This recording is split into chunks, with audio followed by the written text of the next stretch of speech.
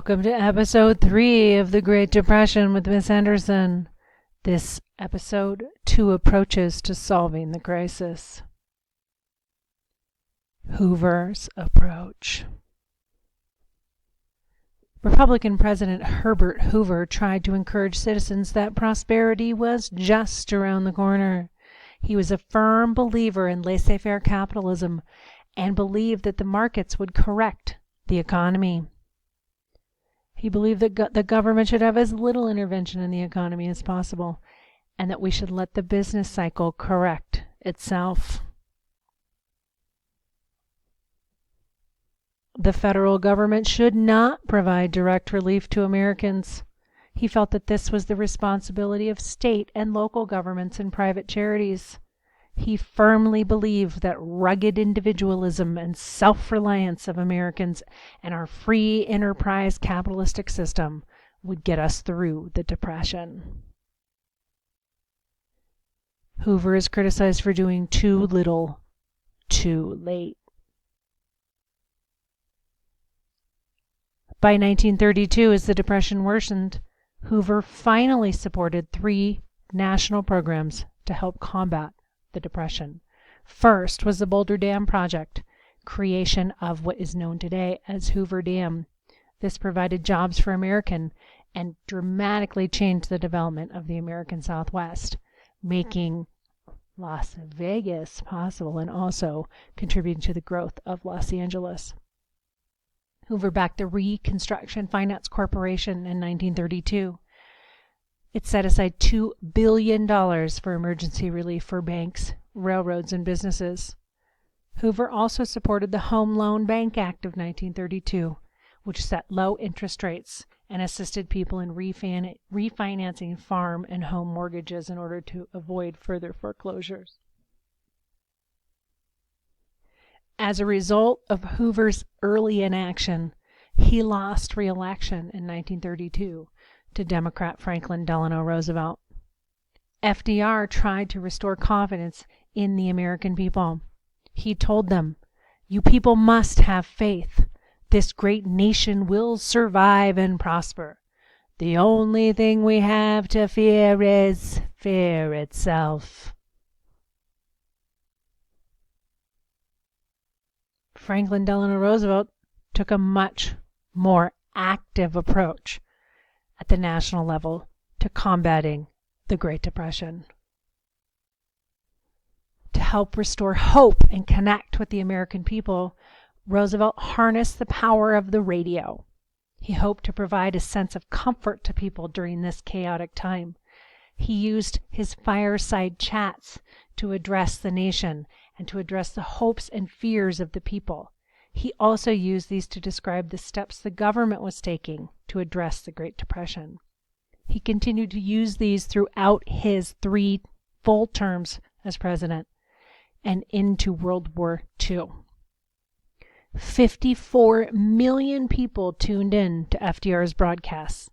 These chats enabled people to make a personal connection with the president and are credited with his being elected to an unprecedented 4 terms in office.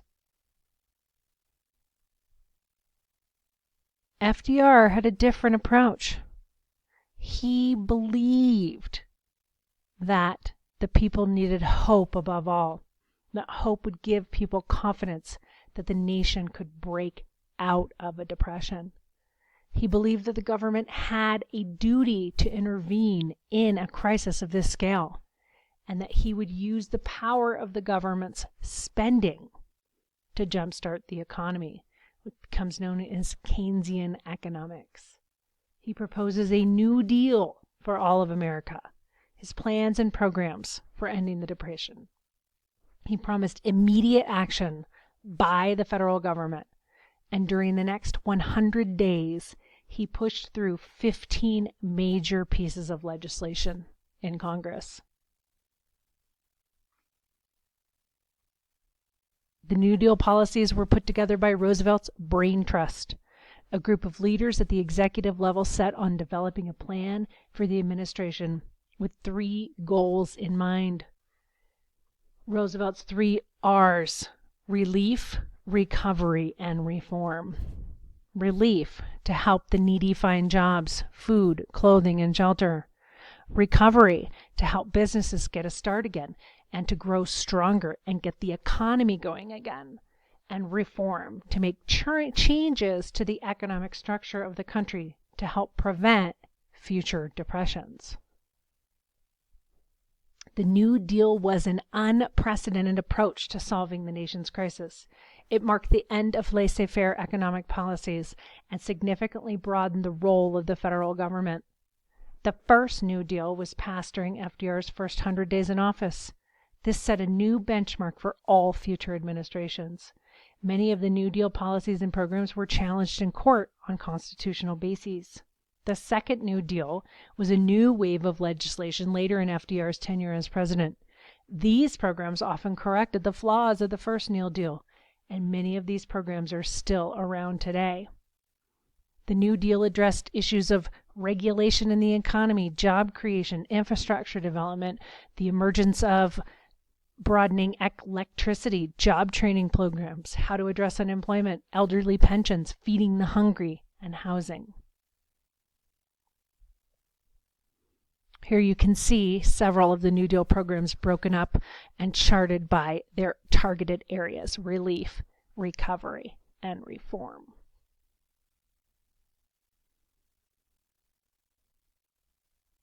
One of FDR's first acts as president was the bank holiday. The bank holiday closed the banks to stop panics and bank runs and allowed for the reform of the banking system. The Emergency Banking Act required solvency for banks to reorganize and reopen. Additionally, the Glass-Steagall Act of 1933, more than any other piece of banking legislation, shaped the development of our current banking system in the United States. It sought to revive confidence in the banking system and reduce bank competition for depositors' money. FDR also took the United States off the gold standard, giving the U.S. government more flexibility to evaluate the dollar and pump more money into the economy. The Public Works Administration, known as the PWA, was designed to boost the economy and stimulate industrial recovery through reducing unemployment and restoring the nation's purchasing power. It infused a total of $6 billion in public money into civilian and military construction projects to build schools, hospitals, courthouses, bridges, tunnels, roads, dams, and levees, Navy cruisers, destroyers, aircraft carriers. In addition, the PWA initiated its own construction projects and funded others started by state governments and federal agencies before the Depression. The Works Progress Administration, the WPA's aim was to create useful jobs for the country's many unemployed people, and it succeeded, employing about 8.5 million people before the program was abolished in 1943. Over the next 8 years, the WPA became the most important and innovative New Deal work relief agency, as it did more than just provide work. It offered programs to help people preserve the skills that they had learned in jobs they lost, and to develop and maintain their self-esteem during such hard times. One of its programs, the National Youth Administration, was a federal program that operated from 1935 to 1943. The goal of the NYA was to provide part-time jobs to youths within their schools and colleges so they could continue their education. One other goal was to provide work training and experience to unemployed young people who were no longer in school. Relief policies were mostly successful in that they stopped the worst consequences of the Depression for many Americans. The Federal Emergency Relief Act was passed in May of 1933, at the beginning of Roosevelt's New Deal, to boost the economy during the Great Depression and to offer aid to the poor. FERA gave money to states for unemployment relief, job creation, and job training. The Civil Works Administration, CWA, particularly through its Civilian Conservation Corps program, created jobs for unemployed young men. The CCC was quite active in our local area. creating trails, campgrounds, and other projects. Recovery programs were aimed at creating jobs and stimulating consumer spending. The Agricultural Adjustment Administration, AAA, subsidized farming to reduce supply and increase demand of crops. The National Industrial Recovery Act set wages, prices, and production quotas across various industries. The Blue Eagle of the National Recovery Administration symbolized freedom for workers. The NRA law said that employees had the right to organize and collectively bargain through representatives of their own choosing. Never before had labor unions had such strong protection. New unions sprang up in other industries, and more than 3,500 new unions were created by the summer of 1934. The NRA was struck down by the U.S. Supreme Court in 1935, followed by the AAA in 1936. In order to replace some of those protections, in July of 1935, the National Labor Relations Act set the stage for the development of collective bargaining for labor organizations. One of the key pieces of legislation during the New Deal, this act, among other things, created the National Labor Relations Board, which heard thousands of cases of alleged unfair labor practices. The passage of this law elevated the standing of labor unions across the nation. The AAA was reauthorized in 1937 after making changes which had been struck down in the Supreme Court. New Deal policies of reform were designed to protect against abuses that had led to the economic collapse. The Security and Exchange Commission was established to monitor the stock market and regulate the practices of buying and trading stock. The Federal Deposit Insurance Corporation insured the bank deposits of consumers, ensuring that their trust in banking practices and preventing bank runs. Social Security, a program where taxpayers would pay into a system to ensure economic security for themselves when elderly or infirm, ensured the financial security of the populace beyond their productive years. A vast majority of rural Americans had limited access to electricity. Congress created the Tennessee Valley Authority, the TVA, in 1933 as a publicly owned utility. Its original purpose was to harness the power of the Tennessee River to create electricity for a region of the country that had been traditionally underdeveloped. The TVA was one of the most successful New Deal programs, and it sought to promote economic and industrial growth through investment by the government. In the case of the TVA, the project resulted in the construction of hydroelectric stations and the production of distribution of fertilizers. It also ended flooding in the Tennessee Valley area, affecting 5 states in the region. It provides irrigation, flood control, recreation activities, and improved navigation for 7 state, 40,000 square mile area drained by the Tennessee River and its tributaries. Its main purpose now is to provide electricity. It continues to be the biggest utility farm in the country. The Rural Electrification Act of 1936 provided federal loans for the installation of electrical distribution systems to severe, isolated rural areas of the U.S. The funding was channeled through cooperative power companies, and many of these cooperative power companies continue to exist today.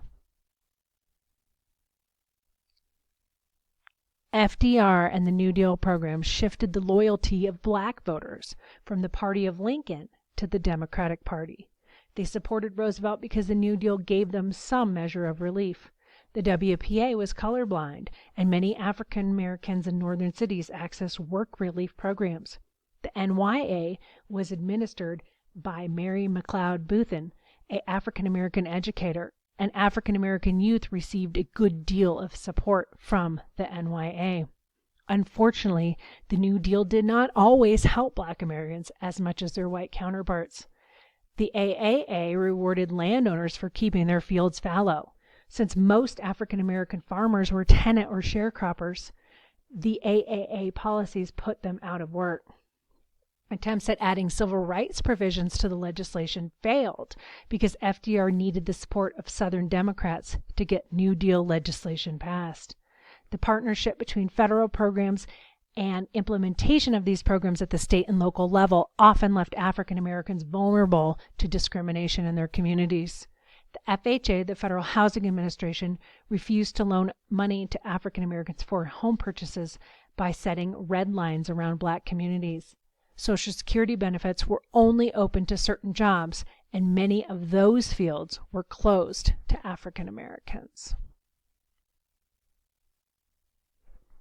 The New Deal and the major economic investment in the U.S. economy by the federal government began to help the nation claw its way out of the Great Depression.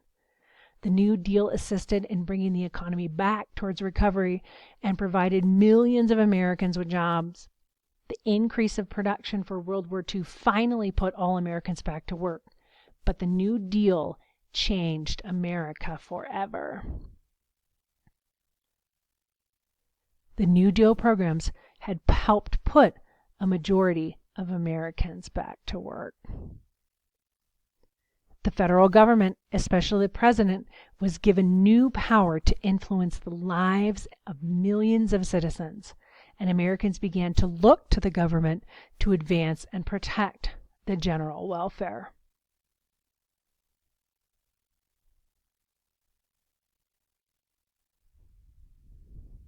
Thank you for joining me for the final installment of The Great Depression with Miss Anderson.